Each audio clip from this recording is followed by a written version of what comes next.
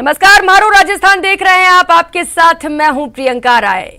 मुख्यमंत्री अशोक गहलोत ने केंद्रीय मंत्री गजेंद्र सिंह शेखावत के बहाने एक बार फिर पूर्व डिप्टी सीएम सचिन पायलट पर निशाना साधा है। गहलोत ने 2020 में राजस्थान की सरकार गिराने की साजिश में सचिन पायलट और केंद्रीय मंत्री गजेंद्र सिंह शेखावत की मिलीभगत का आरोप लगाया है। गहलोत ने यह बात शेखावत के एक हालिया बयान के बाद कही है। दरअसल शेखावत ने कहा था कि सचिन पायलट से चूक हो गई, राजस्थान के विधायक मध्य प्रदेश जैसा फैसला नहीं ले पाए। अब गहलोत ने इस पर पलटवार करते हुए शेखावत के साथ ही सचिन पायलट पर भी निशाना साधा। गहलोत ने कहा कि शेखावत के सचिन पायलट का नाम लेने से यह प्रूफ हो गया है कि ठप्पा लग गया है कि आप उनके साथ मिले हुए थे। कानून अपना काम करे, ये तो बल्कि लेट हुआ सर उनको, वो बचते रहे। आखिर में वो जो नोटिस सर हो गया कोर्ट से हुआ है। इनको वॉइस देने में तकलीफ क्या है? ये स्वीकार भी कर चुके हैं कोर्ट के अंदर, दिल्ली के अंदर, कि इनकी वॉइस है। वो पुलिस वहां की स्वीकार कर चुकी है एफिडेविट के अंदर। जब लोकेश शर्मा के खिलाफ में जो केस इन्होंने दर्ज करवाया है, उल्टा चोर कोतवाल को डांटने वाली बात है। आप सरकार गिराने में मुख्य किरदार थे और सबको मालूम, आप एक्सपोज हो गए जब आपका वो आया, उसके अंदर वॉइस आई और दुनिया जानते वॉइस आपकी है। आप खुद ने सरकार गिराने का षड्यंत्र किया।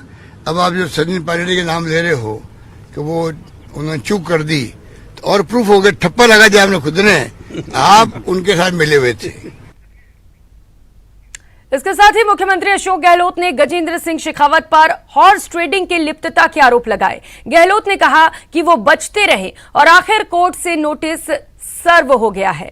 गहलोत ने पूछा कि आखिर इनको वॉइस सैंपल देने में तकलीफ क्या है, जिस पर पलटवार करते हुए केंद्रीय जल शक्ति मंत्री गजेंद्र सिंह शेखावत ने कहा कि सीएम गहलोत बिना किसी तथ्यात्मक जानकारी के मेरा नाम घसीट रहे हैं, इसीलिए वो उन पर मानहानि का दावा करेंगे। न्यूज 18 संवाददाता लखवीर सिंह शेखावत ने गजेंद्र सिंह शेखावत से खास बातचीत की। राजस्थान की गहलोत सरकार पर सियासी संकट के समय उपजा फोन टैपिंग विवाद एक बार फिर से चर्चा में। इस पर खास बातचीत के लिए हमारे साथ है केंद्रीय जल शक्ति मंत्री गजेंद्र सिंह शेखावत साहब। शेखावत साहब, मुख्यमंत्री अशोक गहलोत ने कहा है कि नोटिस तामील करवाया गया है, आखिरकार आपको वो फोन टैपिंग मामले में वही सैंपल देने में गुरेज क्या है? मैं पूछना चाहता हूं कि 2020 के अगस्त महीने से जब से ये विषय चल रहा है, गहलोत साहब से भी पूछना चाहता हूं कि गहलोत साहब उनके सारे जितने सिपह सालार हैं वो सब एक बात को स्पष्ट करें। और आपसे भी कहना चाहता हूं कि आप भी एक बार उनसे पूछिएगा, ऑन द रिकॉर्ड उनसे पूछिएगा कि वॉइस सैंपल के लिए मुझे नोटिस दिया कब गया है। आज तक मुझे कोई नोटिस नहीं दिया गया है। और जिस नोटिस की चर्चा गहलोत साहब ने की है कि बड़े देर से तामील हो गया है, बड़े कोशिश से मैं बच रहा था, 2020 के वाकये के विषय में 2021 में एंटी करप्शन ब्यूरो कोर्ट में गया था और न्यायालय ने स्पष्ट रूप से आदेश किया था कि किसी भी तरह से इस तरह का वॉइस सैंपल मांगना, लिए जाना, उसकी परमिशन दिए जाना न्याय सम्मत नहीं। 2021 से 2022 के आधे तक हम आए, एक साल तक जयपुर के एंटी करप्शन कोर्ट से लेकर के एडीजे कोर्ट तक 5 किलोमीटर से ज्यादा दूरी नहीं होगी। मुझे पता नहीं है फिजिकली कितना है, पर एक ही शहर में 2, 5, 7, 10 किलोमीटर दूरी होगी। एंटी करप्शन ब्यूरो को जो कोर्ट ने जिस तरह का जजमेंट दिया था, 1 साल 5 किलोमीटर की दूरी तय करने में लगा। और पता है आपको क्यों लगा 5-7 किलोमीटर बाद में? 5 किलोमीटर जाने में 1 साल बाद में वो उन्होंने अपील क्यों किया है? क्योंकि गहलोत साहब ने शायद कहीं तड़ी लगाई होगी और उसको लेकर के जो है उसकी अपील दायर की गई। और अब न्यायालय ने मुझे अपना पक्ष रखने के लिए कोर्ट में जो है वो मौका देने के लिए सम्मन भेजा है। वो पुलिस ने नहीं भेजा है। और गहलोत साहब बार बार ये बात कहते हैं, गहलोत साहब के पीसीसी चीफ भी ये बात कहते हैं, उनके कई मंत्री संतरी भी ये बात कहते हैं कि मैं बच रहा हूं, मैं नहीं आ रहा हूं, मैं भाग रहा हूं, मैं पुलिस से भाग रहा हूं, मैं डर के मारे छुप गया हूं। एक भी नोटिस आज तक मुझे 2020 से 22 तक 2 साल में नहीं दिया गया। पुलिस ने कभी मुझे बुलाया नहीं आवाज का सैंपल देने के लिए, क्योंकि न्यायालय ने उनको परमिशन ही नहीं दी अभी तक तो कि वो सैंपल ले लें। और न्यायालय की पर के इनकार के बावजूद भी गहलोत साहब और गहलोत साहब के मंत्री 10 बार 20 बार 50 बार प्लेटफॉर्म पर खड़े होकर के कह चुके हैं कि मैं वॉइस सैंपल नहीं दे रहा हूं, मैं बच के भाग रहा हूं। इससे बड़ा किसी का मानहानि का काम नहीं हो सकता। मुझे मानहानि का दावा करने के लिए बहुत सारा अवसर मेरे पास में इसको लेकर के। तो शेखावत साहब, मुख्यमंत्री ने सवाल उठाया है, तो ऐसे में वॉइस सैंपल देने शेखावत साहब जा रहे हैं या फिर डिफॉर्मेशन फाइल करेंगे?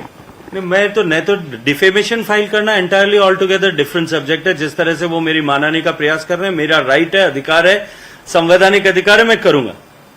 मुझे कानून प्रक्रिया ने, भारत की व्यवस्था ने मुझे अधिकार दिया है, उसको वो कोई रोक नहीं सकता। और वॉइस सैंपल लेने के लिए अभी तो न्यायालय में गए हैं, न्यायालय डिसाइड करेगा, डिसाइड करने के बाद वो आदेश करेगा। आदेश करेगा तो मुझे क्या दिक्कत है? अभी तो दे तो सही, आदेश तो करे कोई न्यायालय की, पहले की मैं जाकर के सैंपल दूं। उन्होंने एक और मुख्य बात आज कही कि आप लगातार हॉर्स ट्रेडिंग में हिस्सा थे। सचिन पायलट को लेकर जो आपने पूर्व में बयान दिया, उससे जाहिर होता है कि आपकी लिप्तता थी और आप सरकार गिराने में मुख्य भूमिका निभाई आपने। उनको टिप्पणी उन पर भी करनी चाहिए जिन लोगों को उसके बाद में उन्होंने मंत्री बनाया और उनके बेटों को मंत्री बनाया, जिनके साथ में बैठ करके चाय पी रहे हैं, गलवैयां करते हुए नजर आ रहे हैं, मिजाज पुरसी करते हुए उनके अस्पताल में जा रहे हैं। पहले उन पर टिप्पणी करिए श्रीमान, फिर दूसरों पर करिए। एआरसीपी को लेकर भी उन्होंने कहा है कि केंद्रीय जल शक्ति मंत्री राजस्थान से है, लेकिन एआरसीपी राष्ट्रीय परियोजना घोषित करने के लिए प्रधानमंत्री ने भी कहा था और ये प्रोजेक्ट आज लागू नहीं हो पा रहा। 13 जिलों की मांग है। अगर उसके लिए कोई दोषी है इस धरती पर, तो वो राजस्थान के मुख्यमंत्री अशोक गहलोत दोषी हैं। या तो उनको विषय की समझ नहीं है, और अगर समझ है और उसके बाद वो कोई इस तरह का कर रहे हैं, तो इससे बड़ा पाप नहीं कर सकते। वो 13 जिलों के लाखों लाख लोगों के सूखे कंठों पर राजनीति करना चाहते हैं। इससे ज्यादा दुर्भाग्यपूर्ण कुछ नहीं हो सकता। वो कानून के विरुद्ध जाकर के एक ऐसी डिमांड कड़ी करके और अपना राजनीतिक लाभ प्राप्त करना चाहते हैं। इस पाप के लिए शायद उनको कभी भी कहीं भी जाकर के गंगा स्नान करके आ जाएंगे तो भी मुक्ति नहीं मिलेगी। गहलोत साहब पाप कर रहे हैं। 13 जिलों की जो महत्वाकांक्षी योजना है उसके लिए उनकी गलती आप बता रहे हैं, तो क्या ये बात उन 13 जिलों की जनता तक पहुंचाने के लिए आप और आपकी पार्टी उनके बीच में पहुंचेगी, जनता के बीच में? मैं इतने दिन सोच रहा था कि शायद उनको समझ आएगी, शायद अधिकारी उनको समझा पाएंगे, शायद वो समझ रहे होंगे। पर अब मुझे लगता है कि नींद में व्यक्ति हो उसको जगाना आसान है, लेकिन जागते हुए जो आदमी सोने का जो है अभिनय कर रहा हो उसको जगाना मुश्किल है। अब मुझे लगता है कि धरातल पर जाकर के मुझे ये विषय जनता के सामने स्पष्टता से रखना पड़ेगा, और जिस दिन मैंने रखना प्रारंभ करूंगा उस दिन से राजनीति की दिशाएं शायद बदल जाएंगी। और इन 13 जिलों में जिस तरह का जो है इन्होंने राजनीतिक बबल क्रिएट करने की कोशिश की है, वो बबल ब्लास्ट हो जाएगा। जब हकीकत का ताप लगेगा तब कई लोगों के जो है वास्तविकता लोगों के सामने आ जाएगी। बहुत बहुत शुक्रिया। तो ये थे केंद्रीय जल शक्ति मंत्री गजेंद्र सिंह शेखावत, जो न्यूज 18 से खास बातचीत कर रहे थे और मुख्यमंत्री के बयान पर उन्होंने पलटवार किया।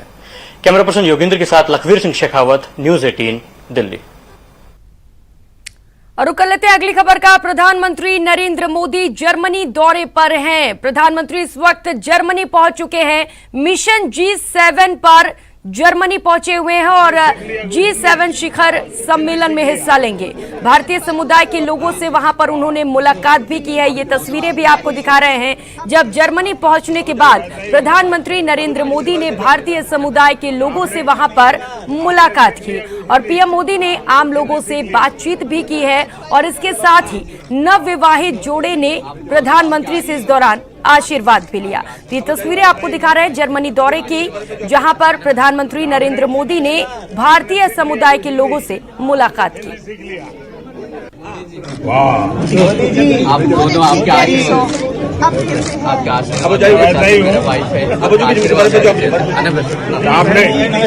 आपने सीख लिया कोई हिंदी सीख लिया। आप दोनों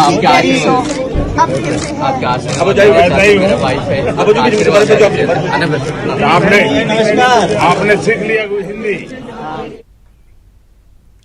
और खबरों में आगे बढ़ेंगे। भाजपा प्रदेशाध्यक्ष डॉक्टर सतीश पूनिया ने कूकस में चाय की दुकान पर आमजन और कार्यकर्ताओं के साथ पीएम मोदी के मन की बात कार्यक्रम को सुना। इतना ही नहीं, मैं सभी खिलाड़ियों को बधाई भी देता हूं।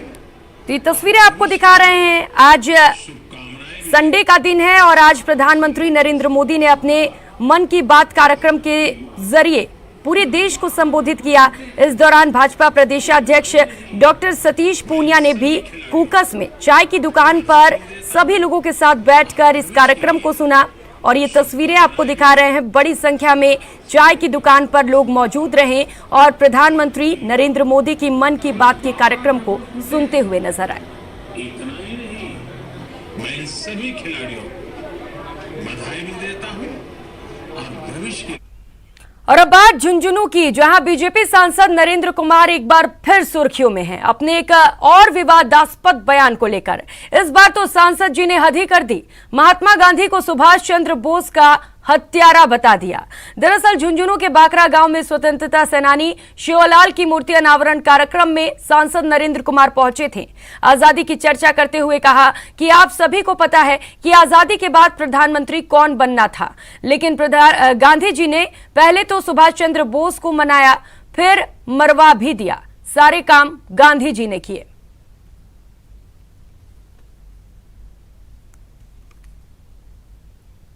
सुभाष चंद्र बोस के टाइम में तो थी उनको चुनाव से समिति, जब नेहरू जी वहां आपको पता प्रधानमंत्री बने, कौन बनना था, लेकिन गांधी जी ने सुभाष चंद्र बोस को मना तो लिया, लेकिन फिर मरवाया भी, सारे काम करवाए उन्होंने। उधर जालौर सिरोही सांसद देवजी पटेल के नाम पर झूठा अश्लील वीडियो शेयर करना युवक को भारी पड़ गया। सांसद की शिकायत पर चीलवाना थाने में शिकायत दर्ज की गई। वीडियो की जांच हुई तो पता चला पूरा मामला ही झूठा है, जिसके बाद पुलिस ने मुख्य आरोपी भीखाराम, जो कि हिलेरियो का रहने वाला था, उसे डिटेन किया है और उससे पूरे मामले में पूछताछ की जा रही है। 2 थानों जालौर के चीतलवाना और सिरोही के रेवदर थाने में एफआईआर दर्ज की जा चुकी है। वीडियो को जालौर सिरोही सांसद देवजी पटेल का बताकर सोशल मीडिया पर शेयर करने वाले युवक को चीतलवाना पुलिस ने गिरफ्तार कर लिया है। दरअसल जालौर समेत आसपास में डांस का एक वीडियो शेयर किया जा रहा है। इस वीडियो को शेयर करने ने दावा किया है कि महिला के साथ डांस कर रहा शख्स सांसद देवजी पटेल है।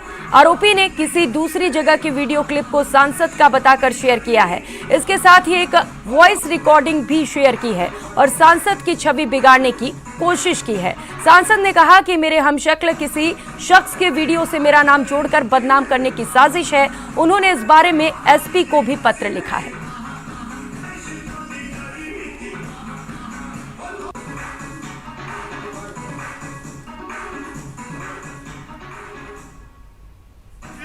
ये किसी के द्वारा रचित षड्यंत्र, कोई वीडियो पहले का किसी का होगा, उस वीडियो को लेके नीचे मेरा नाम लिख के बदनाम करने की एक साजिश रची, जिसमें हमने एफआईआर करवाई और पुलिस ने तुरंत एक्शन लेते हुए एक आरोपी पकड़ा गया और दूसरे एक 20-24 आरोपियों की हमने लिस्ट दी है, जिन्होंने इस वीडियो को फॉरवर्ड किया, वायरल किया है।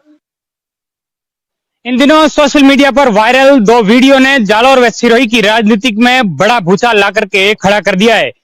2 वायरल वीडियो को जालौर सिरोही के सांसद देवजी एम पटेल के साथ जोड़ करके दिखाया जा रहा है, जिसमें एक महिला के साथ जो एक युवक है वो नृत्य करता हुआ दिखाई दे रहा है। लेकिन जिस तरीके से सोशल मीडिया पर तेजी से वायरल हो रहे इस वीडियो को लेकर सांसद देवजी एम पटेल ने एक बयान के बाद पूरे राजनीतिक में बड़ा हड़कंप और बड़ा भूचाल ला करके खड़ा कर दिया है। सांसद देवजी एम पटेल में जालौर में जो राजेंद्र राठौड़ के साथ महासभा व महापड़ाव था जालौर का, उसमें 2 बड़े चेहरों को बेनकाब करने का जो वार्निंग दी थी, उसको लेकर बड़ी राजनीतिक हड़कंप मच चुकी है। क्योंकि आखिर वो कौन 2 लोग हैं जिन्होंने भारतीय जनता पार्टी के सांसद देवजी एम पटेल को इस तरीके के वीडियो वायरल करके षड्यंत्र में फंसाने का प्रयास किया है। हालांकि पुलिस इन्वेस्टिगेशन कर रही है। अभी तक जालौर से 2 व सिरोही से 1 युवक को हिरासत में भी लिया गया है, लेकिन सोशल मीडिया पर तेजी से वायरल हो रहे इन 2 अश्लील वीडियो को सांसद देवजी एम पटेल के साथ जोड़कर दिखाया जा रहा है। हालांकि सांसद देवजी एम पटेल ने न्यूज 18 से बातचीत करते हुए ये कहा है कि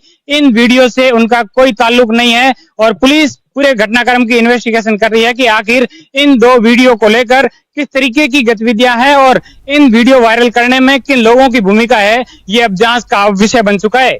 श्याम बिश्नोई, न्यूज 18 जालौर।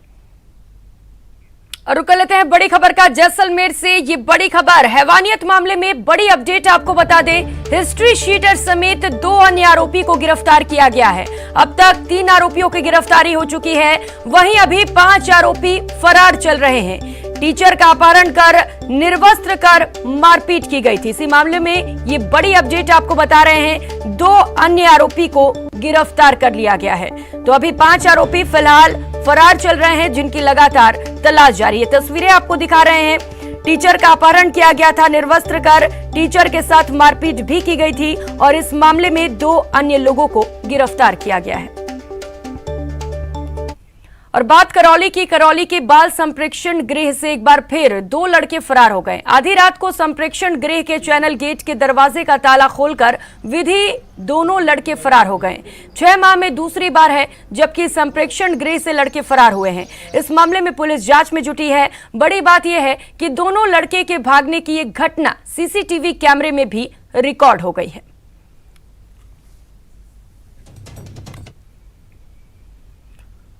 और खबरों में आगे बढ़ेंगे। बसवाड़ा में हाईवे पर लूट की वारदात को अंजाम देने वाली हाई प्रोफाइल गैंग का पुलिस ने पर्दाफाश किया है। पुलिस ने इस गैंग के 2 बदमाशों को गिरफ्तार किया है। इनमें से एक 2nd ईयर कॉलेज का स्टूडेंट है जबकि दूसरा आरोपी ट्रैक्टर मालिक है। दोनों ही बदमाश अपने महंगे शौक को पूरा करने के लिए वारदात को अंजाम देते थे। पुलिस ने आरोपियों के पास से बुलेरो और लूट की राशि भी बरामद की है। पुलिस घटना में शामिल जीप के मालिक की भी तलाश कर रही है।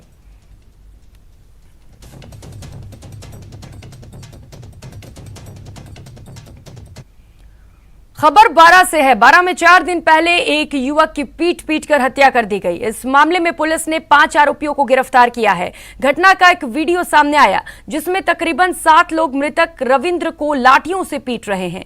वीडियो सामने आने के बाद पुलिस हरकत में आई और 5 आरोपी भाइयों को गिरफ्तार कर लिया। युवक की हत्या के पीछे जमीनी विवाद की वजह बताई जा रही है।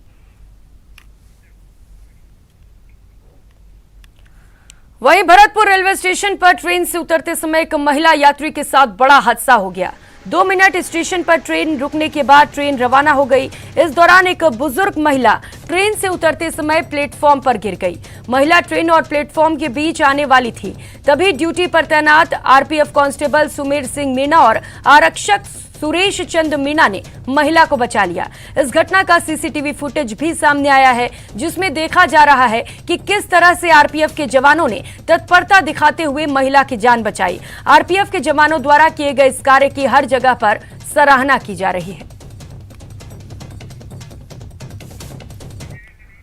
उधर झालावाड़ में लगातार बदमाशों के हौसले बढ़ते जा रहे हैं। 4 दिन पहले जिले के बकानी कस्बे में एक व्यापारी से दुकान में चोर घुस आए और लाखों के जेवरात और नकदी लेकर फरार हो गए। घटना के बाद व्यापारियों ने पुलिस को 48 घंटे में चोरों को गिरफ्तार करने की चेतावनी दी थी, लेकिन घटना के 4 दिन बीत जाने के बाद भी अब तक पुलिस चोरों को गिरफ्तार नहीं कर पाई। ऐसे में आज व्यापार संघ ने बकानी कस्बा बंद रखने का आह्वान किया है। व्यापार संघ के आह्वान पर आज सुबह से ही बकानी कस्बा पूरी तरह से बंद रहा।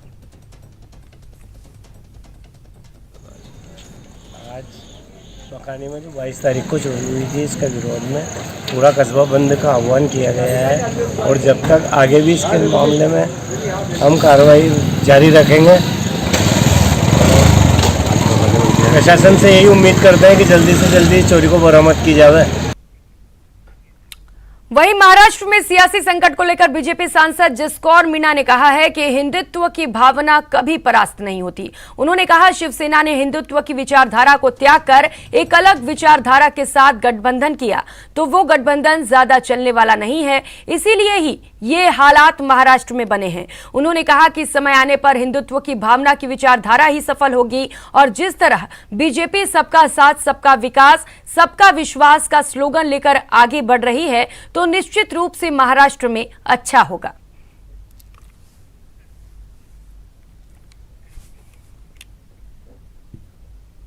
बात भरतपुर के नदबई थाना क्षेत्र के गांव भौसिंगा में वांछित अपराधी के खिलाफ जयपुर की करनी बिहार थाना पुलिस और नदबई थाना पुलिस के कांस्टेबल हरगोपाल दबिश देने के लिए पहुंचे थे, जहां नदबई थाने के कांस्टेबल हरगोपाल पर आरोपी संजय ने धारदार हथियार से वार कर दिया। घटना में कांस्टेबल गंभीर रूप से घायल हो गया। घायल कांस्टेबल को पुलिस की सहायता से भरतपुर अस्पताल में इलाज के लिए भर्ती कराया गया है। जानकारी के अनुसार गांव भौसिंगा निवासी आरोपी संजय के खिलाफ जयपुर की करनी बिहार थाने में धारा 376 के तहत मामला दर्ज था, जिसमें आरोपी फरार चल रहा था। उसी के लिए जयपुर पुलिस नदबई पहुंची, जहां नदबई थाने के कांस्टेबल हरगोपाल को साथ में लिया और गांव में जाकर दबिश दी। उसी दौरान आरोपी ने हमला कर दिया। करणी विहार जयपुर से एक कोई पॉक्सो एक्ट के मूल्यों की तलाश में वहाँ से एक टीम आई हुई थी, तो थाना नदबई से उनकी इमदाद में कुछ जाब्ता भेजा था और मुलजिम की लोकेशन के आधार पर वो नौठा गांव में पहुँचे। नौठा में उन्होंने मुलजिम को लोकेट कर लिया। जब मुलजिम भागने लगा, उसको पकड़ने की कोशिश की तो अपने एक हरगोपाल सिंह कांस्टेबल के इसने चाकू मार दिया। उधर कोटा में नवनिर्मित पानी टंकी से देर रात जलदाय विभाग की बड़ी लापरवाही देखने को मिली। टंकी से लाखों लीटर पानी ओवरफ्लो होकर सड़क पर बह गया, जिसका वीडियो सोशल मीडिया पर तेजी से वायरल हो रहा है। एक तरफ शहर में पानी की किल्लत देखने को मिल रही है, तो वहीं दूसरी ओर जलापूर्ति विभाग की लापरवाही से लाखों लीटर पानी व्यर्थ बह रहा है। वीडियो का म्यूजिक इन राजस्थान श्री पुष्टि नहीं करता है, लेकिन इसे देखने के बाद लोगों में विभाग के खिलाफ रोष है।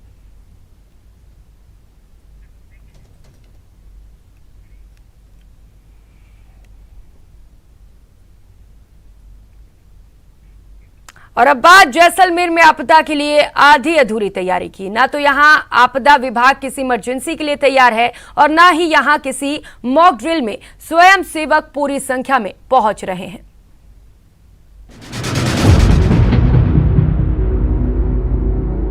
हाल बेहाल है, सभी उपकरण धूल फांक रहे हैं और इन उपकरणों की हालत देखकर यह अंदाजा हो जाता है कि अगर जैसलमेर में किसी तरह की अनहोनी होती है तो फिर आपदा प्रबंधन विभाग की ओर से लोगों को किस तरह की और कितनी मदद मिलेगी। बारिश आएगी, तूफान आएगा या फिर नदियां बहेगी, कैसी भी आपदा हो, नागरिक सुरक्षा विभाग को तैनात किया जाता है। लेकिन हकीकत क्या है वो देखिए। ये यहाँ का स्टोर रूम है। मेरे सहयोगी को कहूंगा कि वो दिखाए कि स्टोर रूम की क्या हालत है। यहाँ पर नाव देखने को नहीं है। 2006 की बाढ़ के बाद कोई मौका ही नहीं लगा कि नाव मंगाई जाए। यहाँ सुरक्षा उपकरण की भारी कमी है। ना तो यहाँ नाव है और ना आग बुझाने के लिए फोम। साथ ही मॉनसून के दौरान किसी तरह की अनहोनी होने पर लोगों को बचाने के लिए अदद गोताखोर भी नहीं है। नाव है आपके पास? नाव नहीं है सर हमारे पास। हमारा रस्से है, लाइफ जैकेट है, लाइफ बुई है, रस्से है, पौड़ा है, गैंती है सर। बात अगर करें तो कौन से उपकरण जो है कम है? जैसे नाव कम है और क्या कुछ कम है? फॉर्म की क्या? फॉर्म नहीं है सर। अभी मई महीने में थे, वो खत्म हो चुके हैं। मांग की भी मांग जयपुर से मिलते हैं, यहाँ जैसलमेर नहीं मिल रहा। जैसलमेर में सिविल डिफेंस एक फायरमैन के भरोसे चल रहा है। जिस एसडीएम के पास इस विभाग की जिम्मेदारी है वो लंबे अरसे से अवकाश पर हैं और जिस उपखंड अधिकारी को अतिरिक्त कार्यभार मिला है वो इन सभी मामलों से अनभिज्ञ हैं। आपको ये भी बता दें कि पिछले कई सालों से सिविल डिफेंस में सीडीआई का पद रिक्त है, जिसकी वजह से वॉलंटियर ट्रेनिंग नहीं हो पा रही है। खास बात यह है कि 15 जून को यहां पर एनडीआरएफ और सिविल डिफेंस की ओर से मॉक ड्रिल का भी आयोजन किया गया था, लेकिन उस मॉक ड्रिल में 60 की जगह महज 24 लोग पहुंचे थे। सोनार दलों पर अर्थक्वेक की मॉक ड्रिल की गई, जिस सिविल डिफेंस के 60 जवान बुलाए थे, उनको जो भी जवान आए थे उनको हमने विभिन्न प्रकार से प्रशिक्षित किया। मतलब साफ है, तैयारी अधूरी है और सुरक्षा उपकरणों की भारी कमी।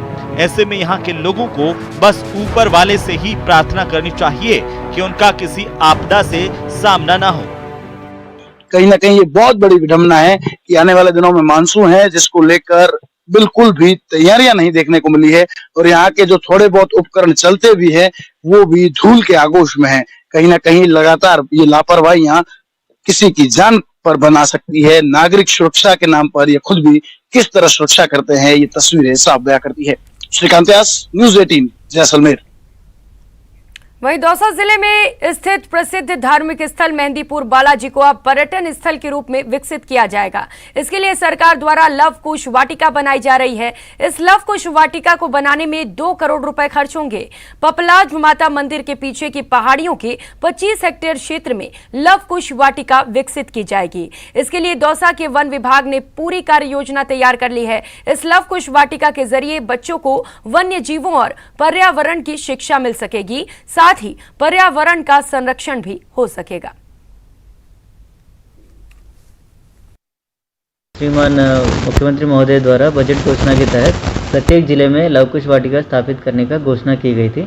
इसी प्रकार दौसा में भी लव कुश वाटिका स्थापना किया जाना है, जिसके लिए हमने जो पपलाज माता मंदिर के बैकग्राउंड में जो फॉरेस्ट एरिया है, जो गोलमैन प्रोटेक्टेड फॉरेस्ट ब्लॉक है, उसके अंदर 25 हेक्टेयर का एरिया हमने आइडेंटिफाई किया है। वह एरिया इसीलिए आइडेंटिफाई किया है क्योंकि वहाँ पे जो वेजिटेशन है काफ़ी डेंस है, वहाँ पे टोपोग्राफी भी रिच एंड वैली टोपोग्राफी है।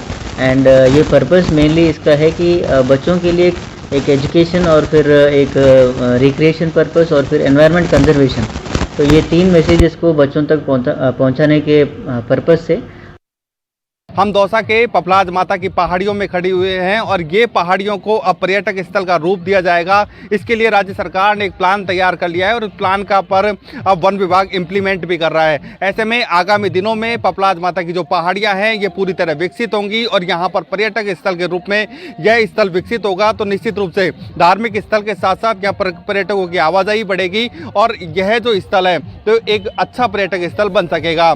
आशीष शर्मा, न्यूज़ 18, दौसा। और फिलहाल यहाँ वक्त हो चला एक छोटे से ब्रेक का, लौटेंगे फौरन।